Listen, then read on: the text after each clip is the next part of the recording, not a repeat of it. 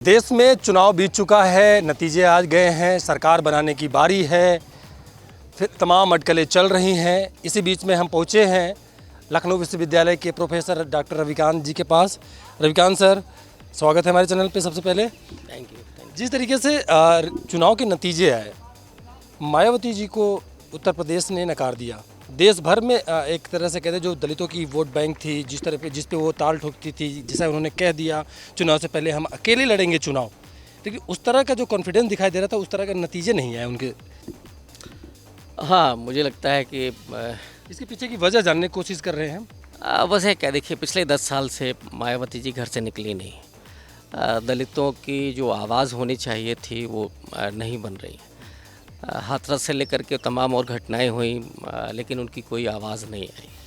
केवल चुनाव में सक्रिय होना और टिकट बांट देना तो मुझे लगता है कि अब नहीं हो सकता है आज के दौर में। मायावती जी ने वही किया कि टिकट भी जिस तरह से बांटे, नो डाउट कि बहुत अच्छे प्रत्याशी उन्होंने दिए थे, लेकिन बीच में एक बड़ा घटनाक्रम हुआ जब आकाश आनंद सीतापुर में जो भाषण दे रहे थे, उसके बाद उन पर FIR हुई। वहाँ से जो मुझे परिवर्तन दिखा कि जब उन्होंने आकाश आनंद को हटाया तो वहाँ से जो दलित है वो उनसे नाराज़ हो गया। जो पहले से ही निराश था वो इस बार थोड़ा नाराज़ दिखा, और इसलिए उसने BSP छोड़ करके उसने उसको वोट दिया जो पोजीशन में था, जो संविधान बचाने की लड़ाई लड़ रहा था। और ये चुनाव वैसे भी बहुत क्रूशियल था।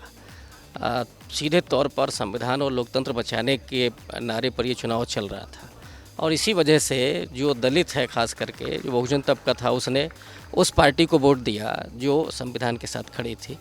और अब तो बहुत क्लियर हो चुका है कि जो BSP का भविष्य है उस पर तो अब लोगों को विचार करना पड़ेगा कि वो चंद्रशेखर अभी जीत करके आए हैं, तो लोग अब चंद्रशेखर की तरफ देख रहे हैं। तो डेफिनेटली आप केवल दलित राजनीति घर में बैठ कर करें, अब ये संभव नहीं है, मुझे जो लगता है। कांसी राम जी ने जिस तरह का अलग जगाई थी, एक दलितों के प्रति एक अलग आंदोलन खड़ा किया, सबको समूचे देश में वो जा करके अलग जगाई और उनको एकत्र किया, और एक अलग तरीके राजनीति, भाई हक दिलाने की बात करें, बाबा भीमराव अम्बेडकर के जो मार्ग थे उस पर जो लोगों को जगाया। लेकिन मायावती उस कुर्सी पर संभाली, बोली हम उनके दावेदार हैं। अब मायावती का ग्राफ नीचे जाने का वजह जो बता रहे हैं आपकी बाहर नहीं निकली, इसके अलावा कुछ आप देखते हैं आने वाले 2027 चुनाव में अगर क्या करना चाहिए मायावती को? देखिए, एक तो लीडरशिप जो थी BSP के, वो धीरे धीरे वहाँ से निकल गई, या तो निकाल दिए गए या वो चले गए, तो लीडरशिप नहीं बची जो होती थी। कांशीराम जी की आपने बात की, उसमें अति पिछड़ा समाज से होते थे, पिछड़े समाज से होते थे, यहाँ तक कि मुस्लिम समाज के बहुत सारे लीडर्स उन्होंने दिए थे, दलित समाज के तो थे ही। तो वो लीडरशिप बाहर चली गई और मायावती जी ने संघर्ष करना बंद कर दिया। कैडराइजेशन ख़त्म हो गया, केवल पार्टी कार्यालय से चल रही थी, तो इस नाते मुझे लगता है दलितों ने उनको नकार दिया। हालांकि अभी भी 9.5% करीब वोट है उनका, और ये वो लोग हैं जो मायावती जी को आज भी उसी सम्मान से देखते हैं। उनके लिए ये बहुत बड़ा मुद्दा नहीं है कि वो चुनाव जीत रही हैं कि नहीं जीत रही हैं, लेकिन वो उनको वोट करते हैं। उनके लिए हाथी चुनाव चिन्ह बहुत महत्वपूर्ण है, तो वही वोट मिला है। बाकी अब ऐसा समय तो नहीं आ गया कि जब आकाश आनंद मैदान में उतरे, इस तरह के एकदम तेज़ी दिखाई दे रही थी बीच चुनाव में, भले से उनके ऊपर दबाव पड़ा, रीजन कुछ भी हो, क्या आकाश आनंद को रिप्रेजेंट नहीं करना चाहिए, फ्रंट पे नहीं लाना चाहिए मायावती को? क्योंकि नतीजे जो आए उससे तो लग रहा है ना। हाँ, डेफिनेटली बिना आकाश आनंद के अब नहीं होगा। लेकिन उन्होंने चुनाव के बीचों बीच जिस तरह से उत्तराधिकारी पद से उनको हटाया, नेशनल कोऑर्डिनेटर के पद से हटाया, और उन्होंने कहा कि अभी आप परिपक्व हैं। मुझे लगता है कि मायावती अगर इस डिसीजन पर पुनर्विचार नहीं करती हैं और आकाश आनंद को नहीं लाती हैं तो फिर बहुत मुश्किल हो जाएगा। अच्छा, आकाश आनंद और चंद्रशेखर रावण में क्या विश्लेषण करते हैं आप दोनों के बीच में? देखिए, चंद्रशेखर सेल्फ मेड पर्सन है। जो भी उन्होंने हासिल किया है वो अपने संघर्ष से हासिल किया है।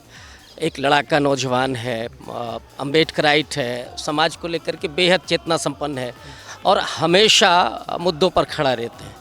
आकाश आनंद के साथ आप ये कह सकते हैं कि वो चांदी की चम्मच लेकर के पैदा हुए, लेकिन इसमें कोई दो राय नहीं कि आइडियोलॉजिकली आकाश आनंद बहुत साउंड हैं, और जो उन्होंने 5-6 भाषण दिए थे वही दिखते हैं कि आकाश आनंद BSP को आगे ले जा सकते हैं, उनमें ये संभावनाएं हैं।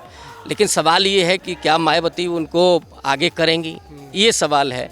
मुझे लगता है कि दो नौजवान जो है ना, अगर ये एक साथ चलें तो बेहतर होगा, एक बड़ी राजनीति हो सकती है। सर, पूरे चुनाव में संविधान की बात हो रही थी, भरे मंच से इंडिया गठबंधन के जो लोग थे, चाहे राहुल गांधी, अखिलेश यादव, जितने भी नेता थे, सब संविधान खतरे की बात कर रहे थे। आखिरकार संविधान खतरे में कैसे जब ये दूसरी तस्वीर अब आई है चुनाव के बाद कि मोदी जी कह रहे हैं कि संविधान कोई खतरे में नहीं था, उसको प्रणाम कर रहे हैं, और चुनाव के बीच में संविधान खतरे की बात की, आखिर वो वजह क्या है कि कैसे संविधान खतरे में था? नहीं, देखिए, ये तो ऐलान हुआ था जब 400 पार के नारे की बात हुई, तो उस समय अनंत कुमार हेगड़े ने, फिर लल्लू सिंह ने, ज्योति मृधा ने और अरुण गोविल ने, इन सब ने कहा कि 400 पार हमें इसलिए चाहिए क्योंकि संविधान बदलना है। इसी मुद्दे को राहुल गांधी ने पकड़ा, अखिलेश यादव ने उठाया, और भी विपक्ष के लोग हैं उन सब ने उठाया कि ये जो लड़ाई है वो संविधान को बचाने की लड़ाई है, क्योंकि ये जो सत्ता है, ये जो पार्टी है, वो सीधे तौर पर संविधान को बदलने की बात कह रही है। मतलब कोई छिपा हुआ एजेंडा नहीं था, हालांकि एजेंडा बहुत पुराना है, कोई आज का नहीं है। 30 नवंबर 1949 को ही आरएसएस ने अपने मुखपत्र में लिखा था कि ये संविधान हमें स्वीकार नहीं है क्योंकि ये विदेशी है और इसमें मनु की संहिताएं नहीं हैं, इसलिए हम वो देशी नहीं है। तो ये तो पुराना उनका एजेंडा रहा है। लेकिन इस बार खुले तौर पर जो ऐलान किया गया कि संविधान हम बदलना चाहते हैं, इसलिए हमें 400 पार चाहिए, तो वो इशू जो संविधान का है, बाबा साहब का, ये बेहद भावनात्मक इशू है। दलितों में, आदिवासियों में, पिछड़ों में, अल्पसंख्यकों में ये जो चेतना है संविधान को बचाने की, ये बहुत महत्वपूर्ण है, क्योंकि संविधान ने ही उन्हें इंसान बनाया है, संविधान ने ही उन्हें मानव अधिकार दिए हैं। रिजर्वेशन का बहुत बड़ा सवाल है, संविधान के जरिए ही जो प्राप्त हुआ है। तो वो इशू अपने आप बना, बल्कि मैं समझता हूँ कि राहुल गांधी ने देर कर दी उसको उठाने में। ये मुद्दा ज़मीन पर पहले ही बन गया था, तो उस वजह से आपको परिवर्तन दिखा कि जहाँ कास्ट का बैरियर टूटा, जहाँ पे लोगों ने बीजेपी को ये कह करके कि संविधान बदलना चाहते हैं, इसलिए सीधे तौर पर उन्होंने वोट किया अपोजिशन को। और उसमें कोई एक पार्टी नहीं थी कि कांग्रेस हो, सपा, जो भी बीजेपी को हरा रही हो, वो उन्होंने वोट किया। अच्छा सर, देखिए, उत्तर प्रदेश में अखिलेश यादव बड़ी संख्या में सीट लेकर आए, उनकी पार्टी अब तीसरे नंबर पर है, लेकिन उत्तर प्रदेश से वो जाने जाते हैं। समाजवादी पार्टी उत्तर प्रदेश से ही विख्यात हुई है पूरे देश में। अगर वो दिल्ली चले जाते हैं तो उत्तर प्रदेश की यहाँ पर कमज़ोरी नहीं होगी? नहीं, अभी कहाँ जा रहे हैं वो, मुझे नहीं लगता है कि वो भी दिल्ली जाएंगे। एक तो अभी एनडीए की सरकार बनी है, मान लीजिए कि सरकार वो 4-6 महीने के बाद गिरती भी है, तो अखिलेश यादव नहीं जाएंगे। मुझे लगता है कि वो उत्तर प्रदेश की राजनीति करेंगे, क्योंकि अब 27 में बहुत ज़्यादा वक्त नहीं है। अगर आप चुनावी तैयारी करना चाहते हैं तो आपको अभी से लगना होगा।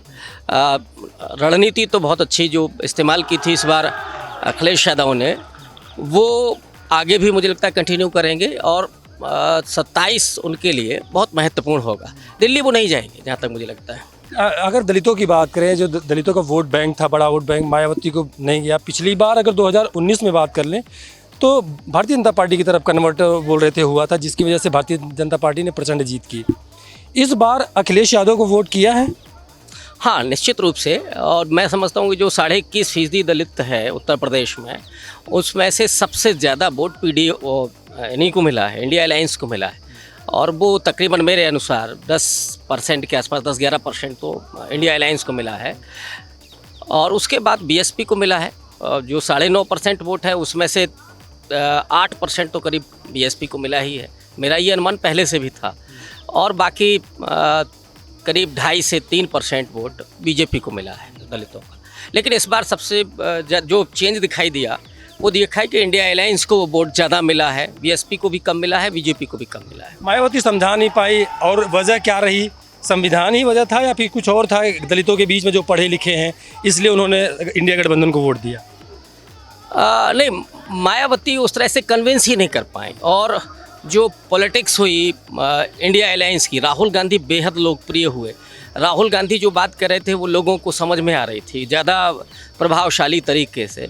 मायावती ने रैलियां भी नहीं की, और वैसे भी वो जब बोलती हैं तो पढ़ा हुआ बोलती हैं, तो उनके भाषण में तथ्यात्मकता तो होती है, भावुकता नहीं होती है। ये काम आकाश आनंद कर रहे थे।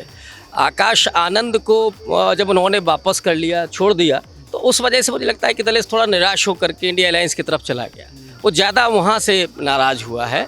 हालांकि जो वोट उनका था उसमें तो 2-2.5% ही निकला है, लेकिन फिर भी बहुत बड़ी बात है कि जाटव वोट बैंक का भी चले जाना इंडिया अलायंस की तरफ, ये मुझे लगता है कि संविधान बचाने की ही लड़ाई, जो लोकतंत्र बचाने की लड़ाई थी, वो उसका मुद्दा था असल में। सर आखिरी सवाल है, अयोध्या में इंडिया गठबंधन जीता वहाँ पर, लेकिन जिस तरह का नैरेटिव सेट किया जा रहा है, जिस तरह के सोशल मीडिया पे मैसेज वायरल किए जा रहे हैं कि अयोध्या के लोगों को टारगेट किया जा रहा है, तो इसको कैसे देखते हैं आप?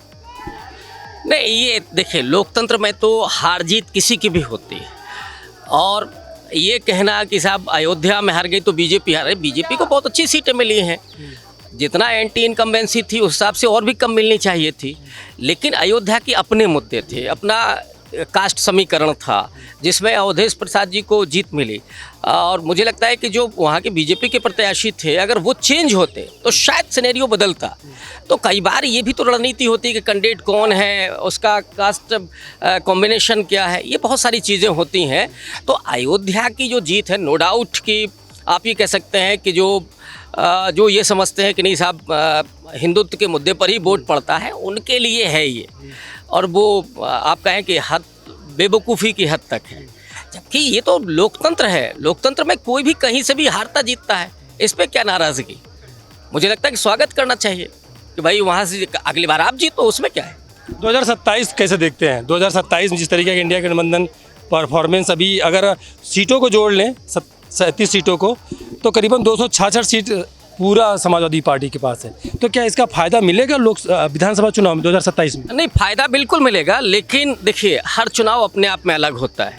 आप ये कहें कि इतनी विधानसभा सीटें हैं इसलिए मिल जाएगा, तो मध्य प्रदेश में तो बीजेपी कांग्रेस पार्टी को एक भी सीट नहीं मिली, उस हिसाब से तो 2-3 सीटें मिलनी चाहिए थे। हर चुनाव का अपना मिजाज होता है। अगर इस फॉर्मूले पर अखिलेश यादव जी काम करते हैं, लोगों के बीच में जाते हैं, तो इसमें कोई दो राय नहीं। भाई बेरोजगारी का जो मुद्दा है वो हर वर्ग के बच्चों में है, वहाँ पीडीए से भी ऊपर है, तो वो भी काम करेगा। लेकिन ज़रूरी है कि अखिलेश यादव जिस तरह से सक्रिय हैं उसी तरह से सक्रिय रहें और लोगों के मुद्दे उठाते रहें, तो निश्चित रूप से 27 उनके लिए फेवर में हो सकता है। धन्यवाद। तो ये डॉक्टर रविकांत जी थे, जिनका कहना है कि अगर जिस तरीके से इंडिया गठबंधन ने उत्तर प्रदेश में इस बार चुनाव लड़ा है, अगर उसी तरीके से चुनाव 2027 तक वो जो तेज़ी है वो बरकरार रखते हैं, तो 2027 का भी जो रिजल्ट होगा वो भी बदल सकता है। आज तमाम खबरों के लिए हमारे साथ जुड़े रहिए, देखते रहिए द भारत टीवी। नमस्कार।